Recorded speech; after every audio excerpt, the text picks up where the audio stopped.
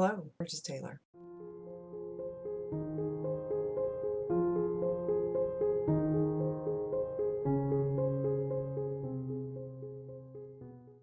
And this is the original writer tag by Mandy Lynn. There's a lot of writer tags out there. I came across this one when I watched Tamara's video. I had seen that Mandy had done one, but I hadn't watched her video yet. But then when Tamara did it, it was like, okay, well, it's a completely different writer tag. So you take the word writer, she has a word for each letter in the word writer. For example, the first one is the W, and it's where do you do your best writing? Well, I do my best writing in here. I usually am at the desktop writing. On occasion, I will write with pen and paper wherever I choose. I will use my laptop. I write in my bedroom. I write in the living room. Sometimes at the dining room table. I'll go to Starbucks on occasion and write. Sometimes when we go out of town to visit my parents or when I go to my in-laws, I will take my laptop and write. I take my headphones and I write. I can technically write wherever, but there are places like in my writing room where I get a whole lot more done because I have to have quiet. Rituals. Do you have any rituals? Quiet. That's my big thing. Quiet. I will oftentimes light a candle when it's time to write so that it is symbolizing, hey, this is my writing time, and kind of like Pavlov's dog. Most of the time, I think I listen to Rainy Moods. I usually have something to drink. Most of the time, it's coffee. Sometimes it's water, hot cocoa, hot tea. Lately, it's been smoothies. But as far as rituals go, I'm pretty sure that it's pen and paper, computer, usually the desktop, laptop, Rainy Moods, quiet. I irritate. What irritates you most when you struggle with your writing, when you're struggling with writing? Now, when I was originally watching this video, Tamara was talking about dogs barking and cars backfiring.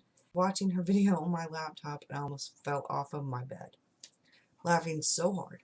I understand completely, and the next door neighbor, on my left, they have two dogs. One is a little dog, and he's a yapper. Both dogs, when I go out my front yard, go out my front door, into my front yard, I go out what is considered the back door or the side door, they bark. If I open and close my door, they're barking. They're barking for me going in and out of my door, which really irritates me because if they're barking at me, you know that they're barking constantly at every single little noise or squirrel or bird or whatever. And once they start barking, the other dogs right down the road bark, and the people on the other side, they have dogs, and the people behind us have dogs. All these dogs are barking. Now, I can handle background noise, the washing machine, the dryer, regular cars going by, unless they're the really loud ones. There are a few people that live off of this street that have super loud cars. Those get on my nerves. The dogs barking, especially when I go out my front door. But when I'm writing, especially at night when they all start in, it's like in the 101 Dalmatians movie when they're doing the little Morse code for dogs and they're telling everybody what's going on with the puppies.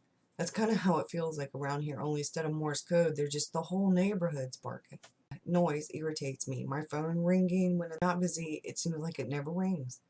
And it's a conspiracy because I need quiet when I write, which is why I usually write to Rainy Moods or to instrumental music. The CD that I won that I got from Sarah Crawford is like an awesome CD. I listen to it a lot when I write. And I also listen to Lord of the Rings soundtrack. I listen to the Braveheart soundtrack. I listen to Harry Potter soundtrack sometimes. Anything that's just instrumental music.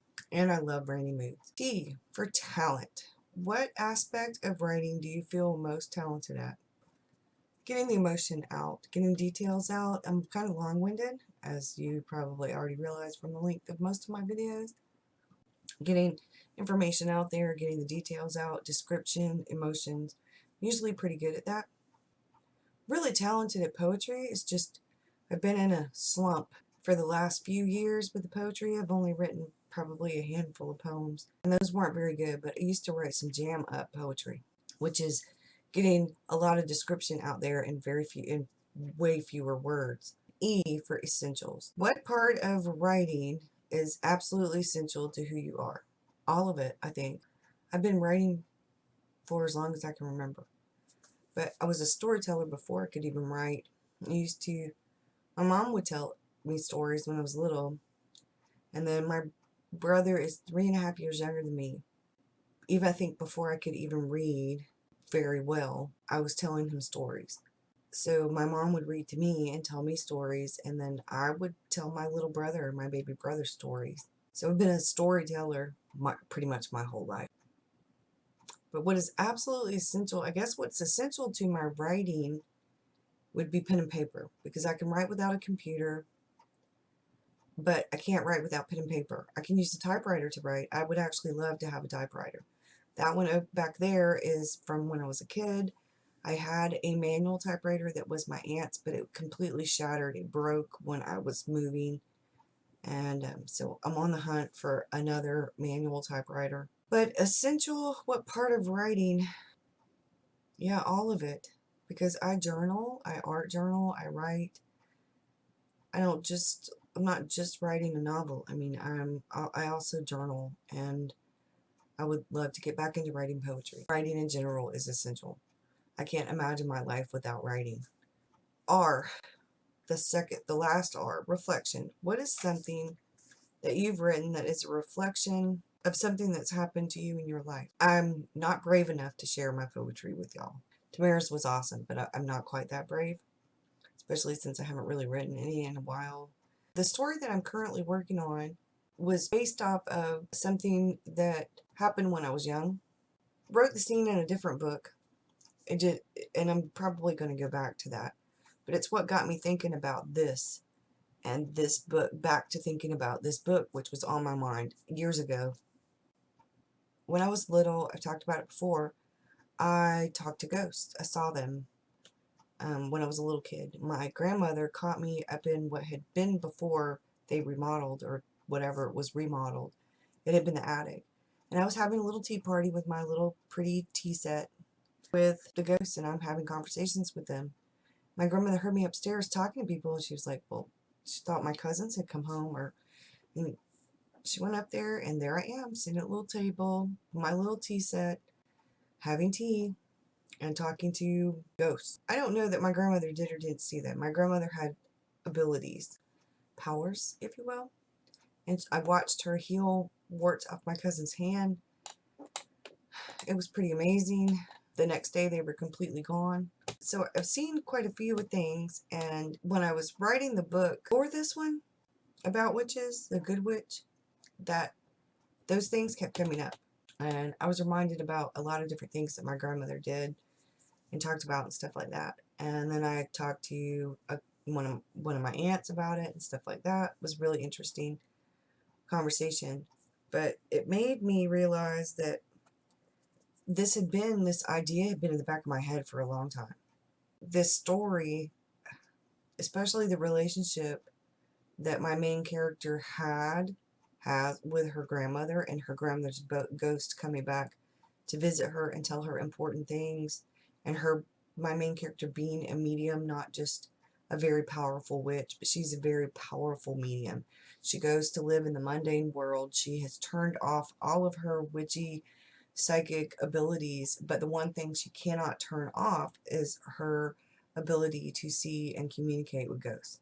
That really, it's a reflection of things in the story that I'm writing that are based on future events. Yeah, I'm not really ready to share my actual story with you guys, but I will share a paragraph. I'm going to share one of the poems that is going to be in here that really just, there's something about this poem that I feel fits my story. Out of the ash I rise with my red hair, and I eat men like air. Sylvia Plath, Lady Lazarus. I have I probably have 4 different very beginnings for chapter 1. I still haven't decided, because I haven't quite decided if she's going to get a phone call from her grandmother before all of this really starts. we'll have the prologue where the grandmother's killed, but then when the actual book is starting, trying to figure it out. So this one is where the grandmother calls. Chapter 1. On a cold, rainy, gray day in October of 2006, my grandmother called me out of the blue to ask me about work. Mimi never called just to talk about work. I knew something was wrong. I'd just gotten home from a hard day at work because my boss Roger wanted to know how I knew that the house wasn't haunted, that the current owners had heard about the rumors that their new antique home was haunted and wanted to cash in so they could make improvements necessary to turn the large house into a bed and breakfast. Roger's uncle had known the previous owners and had met the supposed ghosts, trying to convince Roger that the house was no longer haunted without telling him that I'd actually spoken with the original owner and the said original ghost, and he wasn't haunting the house anymore because he was depressed and just wanted to move on because none of his relatives lived there anymore and they were all deceased. Of course, Roger would want to know how I was able to speak with a ghost and would believe me once I told him I was a medium, but he'd immediately want to know why I hadn't told him sooner. And then there would be the questions, more questions, questions that would eventually lead to questions about my family. The same family that was, and this is where I have a blank because I haven't quite sure how to word that, but it was my family's descended from, and she goes on to talk about how they're hereditary witches. So, ... After I got off the phone with Mimi, I couldn't help but wonder about the real reason she'd called. I couldn't have it both ways. To be a normal person in the mundane world and a hereditary witch using her powers, I couldn't do both. Using my powers without the protection of the coven could be extremely dangerous. The hunters would find me. If the hunters found me in the mundane world, it could endanger my friends and co-workers, my girlfriend, and myself. I couldn't risk the lives of anyone I cared about. That was the whole reason I'd left Harmony and the witchy family business to begin with. The hunters were beyond dangerous. They'd killed my parents and my grandfather. The day after Mimi called me to ask me about my job, I was at work talking to Roger when the phone in his office rang. And then that's when she gets a phone call from her brother. I haven't quite decided. Then I have this one where it changes up a little, where she's mad at herself. The cold wind and rain whipped to my face, and for what felt like an eternity, I wondered if going back to Harmony was a good thing. The weather was abrasive, just like my mood. I got in my car and headed home. She's talking about her apartment. Of all the idiotic things I could do, I might as well have put a bullseye on my back. What was worse than that was that I'd known telling my boss Roger about the ghost and the history of the house would lead to more questions. Questions I couldn't answer. Questions that would put me on the hunter's radar. Because here, she's actually told him about the ghost, which I thought might be a good idea to do some foreshadowing. But I'm still not quite sure, so that's what I've got.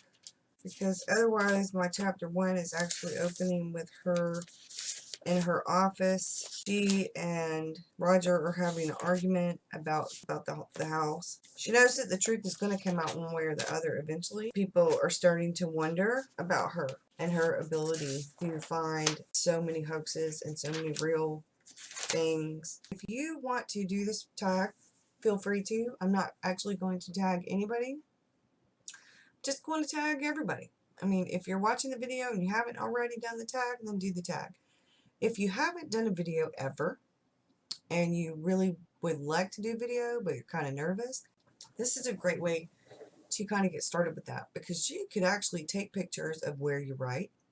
You could actually take pictures of things that have to do with your rituals, things that irritate you. You could have a picture of a page of writing in general and talk about what talents. You could take pictures of the things that are essential to you as far as writing goes, and then have a picture of something like a sunset or a sunrise or something that is symbolic of reflection. And for the whole video, you could just do a voiceover, getting the video out there without doing face-to-face if you're interested in it. Thank you for watching. Have a good one. I'll talk to you soon.